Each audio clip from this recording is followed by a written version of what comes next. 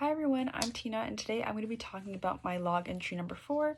And first I'm going to talk about some things that I have been interested in throughout learning from the course, or what I've learned so far, some parts that strike me, some things I agree with, some things I don't agree with, and then a couple questions at the end.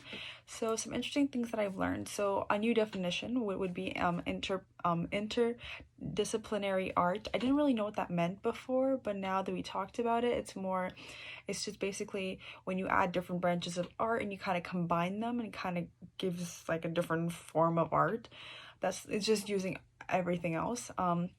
Also, like the difference between propaganda and art, because from our discussion, a lot of people mentioned how the difference between propaganda and art is that propaganda can seem more closed-minded. It's like giving you, it's trying to persuade you into thinking one way, whereas art is kind of just letting you take your own interpretation of what the art is. So there's more freedom when it comes to art compared to propaganda, and there's a difference between it, and how we talked about themes and how there are some harmful themes and how those themes can be portrayed either as propaganda or in art, or maybe in between. It depends. So some parts that strike me. So one part that struck me a lot was the theme of the Karen app. Like, I know a lot of people, including myself, literally did not know what the theme of the Karen app performance was, because a lot of us were kind of too focused on like how weird it, like not weird, but like very uncomfortable it was. But I think that was supposed to like make us feel uncomfortable, to really showcase how invasive the digital world can be. And it kind of shows like, hey, like you're letting everyone like you are letting these apps know all this information about you, yet you are feeling uncomfortable when a person's there. Well, it's the same thing, right? So it kind of like shows like how the digital world is so invasive, and how that invasion of our privacy can make us uncomfortable.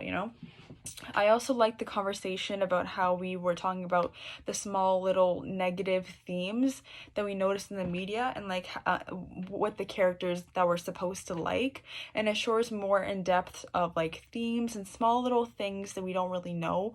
Because I know we talked about, like, I forgot what it was, but like we talked about like in groups, like everyone had their own group, and we had to like find a movie that had like a little theme of it that we didn't really know of, but it was still there, but it wasn't like the main theme. And that kind of shows like there are small different themes that are with the things that we watch and the things that we consume.